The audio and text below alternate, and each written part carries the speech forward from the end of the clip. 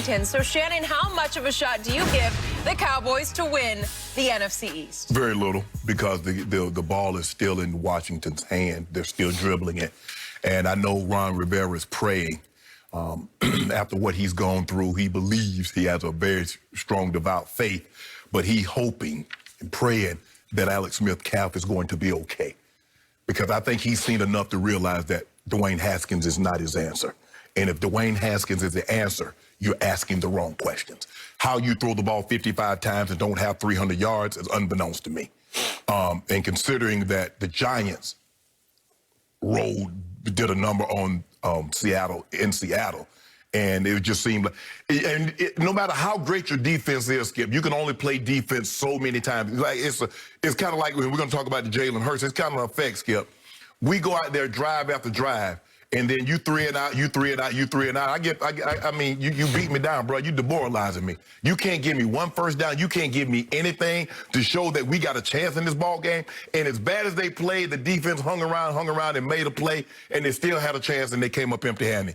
Skip, I look at they got Carolina, and then they travel to Philly. They beat Carolina, who's lost 8 or 9, no McCaffrey. I would be surprised if they brought McCaffrey back.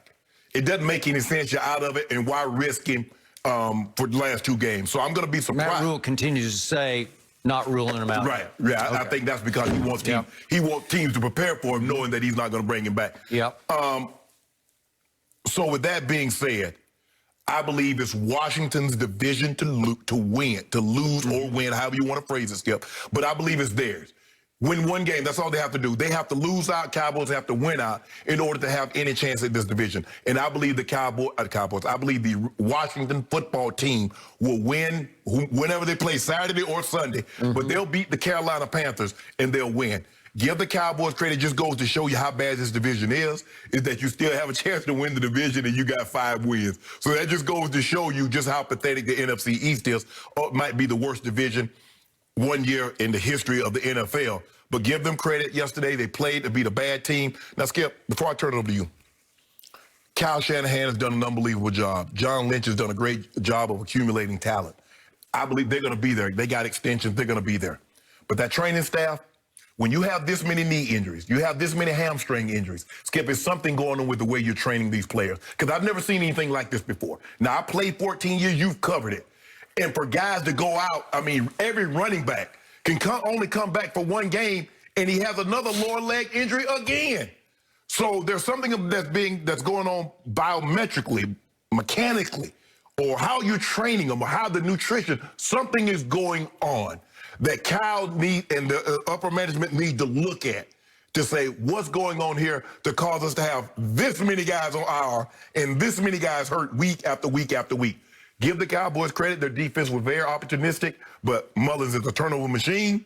We saw that yesterday. I'm not surprised, but it just goes to show you they don't have anywhere to turn. But Washington wins this division on Saturday or Sunday. Whenever they play Carolina. Sunday, 1 o'clock Eastern. Well, Washington will be your NFC East title. Get your hat ready. Friday, this past Friday, Hall of Famer Shannon Sharp predicted right here on Undisputed that Washington would beat Seattle and that Dallas would lose to San Francisco, and it would be OVER over yesterday. I was hoping Alex Smith would play. Okay. So I agree with your premise. It is still Washington's division to win or lose, however you want to look at it. But I'm going to give my team, my Dallas Cowboys, now a 20% shot. That's it? Yep. Well, I mean, you gave little to no. I'm going up to 20. 2%. Because I'll be scared. Like, when they score a touchdown, okay, they got a 91% chance. The other team scores, now you got an 85. So it just changed with the time. So you know what? I've never seen 100 until, like, times off the clock, it is 100% chance to win. So I'm going to say Washington has a 98.4% chance of winning. I got it. If you had told me before the season started that the NFC East would come down to Carolina at Washington the week before the final week of the season, I would say you're out of your mind, because I didn't see Washington coming at all. I thought it was going to be between Dallas and Philadelphia. Yes. Obviously, Dallas lost its starting core, its 2 best players yesterday, didn't have either Dak or Zeke yesterday. And Philly's been injury-racked, and now Carson Wentz has lost his job to Jalen Hurts. We're going to talk more about Jalen in a moment. Jalen Hurts has become the X factor now for me in this division, because the first X factor is going to be 1 o'clock next Sunday afternoon at Washington. Okay. And that is the Carolina Panthers, who have lost 8 of 9. But they have been game all through this losing streak, because if you look closely at their results, you see that at Minnesota, they lost by 1 point. At Kansas City, they lost by 2 points. That was 33-31. At New Orleans, they lost only by 3 points. That was 27-24. And then Saturday night at Green Bay, a game I watched from start to finish, they hung in and actually made a game of it at the end and lost by 8, but it was a one-score game because they could have gone. I thought they were about to get blown out. It was 21-3, Skip. I was like, okay, here we go.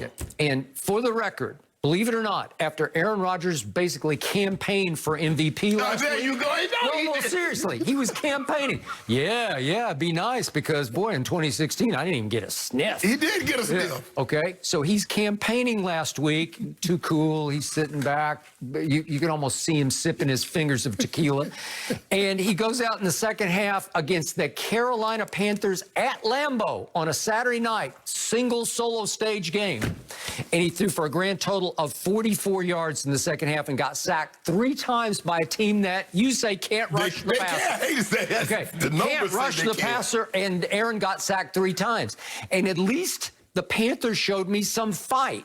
They got a college coach named Matt Rule from Baylor. I don't know how he got the job, but at least they're having sort of that old college try in them this year. Yes. And when I look at these 3 receivers, DJ Moore's caught 1,055 yards worth of balls. That's pretty good. And Robbie Anderson's caught 1,017 yards worth of balls. That's pretty good. And Curtis Samuel can run by anybody when he gets the shot.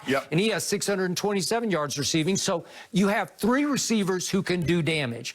Mike Davis has been hit and miss. He's been okay, but he gives them some credibility at the running back without C-Mac. Christian, you got to come back and save me. Man, go ahead. You owe me one. Come on, Christian. Just do it. Do it for the good of football, just for integrity. Just come back and play, just so it'll be a level playing field at Washington. If you look at the teams, the last time I think they played Tampa, Teddy Bridgewater ended up getting knocked out of the ball game. They end up having to bring the backup in. But if you look at all the teams that they played, for the most part, they don't get after the quarterback like that front 7 from Washington game. Now, Teddy Bridgewater is going to have to be on his best behavior. He will. Now, you're right. They have some receivers, DJ Moore and Robbie Anderson. Those guys can, and Samuels got 4.32, I think, at the combine. So, yes, they can make plays, but how much time? And Teddy is one of those guys, he just fights. He's not the most talented guy, but he will fight you to the death. So I'm looking for a fight, and I'm looking for, thank you for saying this, all the pressure is on the home team at Washington. Yes, this is a Jack Del Rio game. The defensive coordinator, Jack. Can they handle the pressure? Because all of a sudden, and again, you say, is it Dwayne Haskins or Alex Smith? I don't care, because the last time I saw Alex Smith at San Francisco before he hurt his calf, he had a QBR of 9, so he wasn't exactly lighting it up. No, but Skip, I just think that sometimes there are things, even though a guy might be better, a team might have more confidence in the other guy. I just think the team has more confidence with Skip. Alex is never going to be the Alex again. The mere fact that he's even playing is a miracle and an accomplishment in and of itself.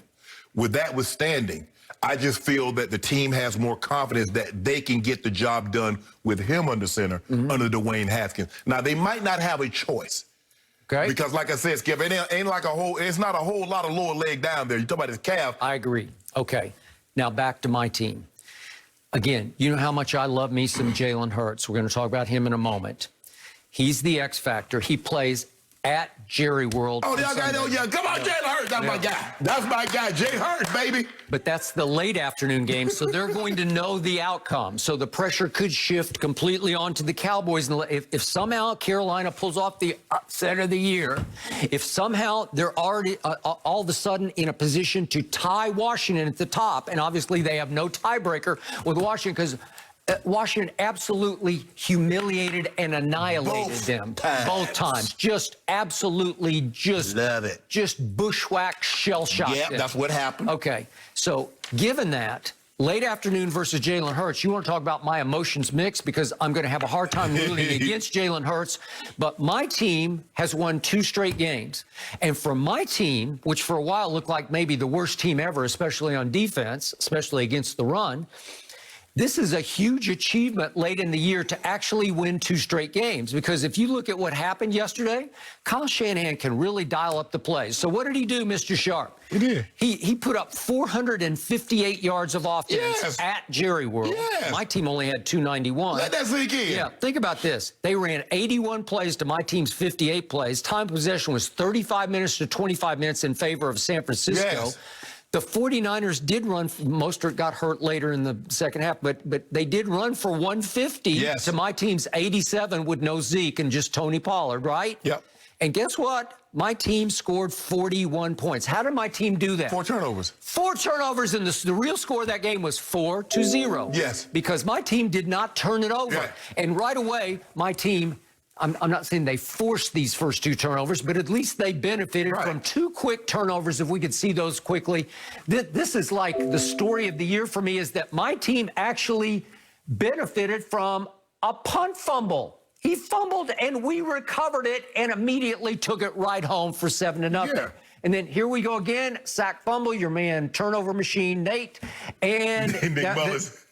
Yep, and guess who did that? Was DeMarcus Lawrence. He laid down the law yesterday, and all of a sudden we take it right home thanks to Tony Pollard. And I'm not saying he's better than Zeke, but at least he gave us a little burst. He played. You might not be better than Zeke. He's playing better than Zeke. Okay. You can say that. You can say that when you can run for 63 and catch for 60-odd yards, then if you give me 120-ish combined yards, I'm like, I'll take it, because I don't see it. And obviously he capped off the scoring with a, what was it, a 40-yard run? Yeah, 40 on the head. Yeah, right on the nose. Yeah, but let that sink in for a second.